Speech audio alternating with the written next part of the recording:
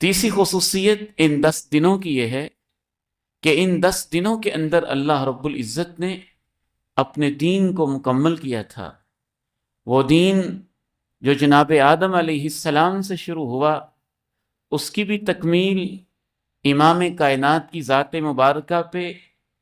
انہی 10 دنوں کے اندر ہوئی، اور وہ دین جو اللہ رب العزت نے اپنے پیارے نبی پہ نازل کرنا شروع کیا مکہ مکرمہ میں، تو 23 سال کے بعد اس کی تکمیل اور قرآن مجید کی تکمیل بھی انہی 10 دنوں میں اس انداز سے ہوئی کہ اللہ رب العزت نے یوم عرفات، امام کائنات میدان عرفات میں وقوف فرما رہے تھے، اور یہ آیت اتری، الیوم اکملت لکم دینکم واتممت علیکم نعمتی ورضیت لکم الاسلام دینا۔ آج میں نے تمہارے لیے تمہارا دین مکمل کر دیا ہے، اپنی نعمتیں تمام کر دی ہیں،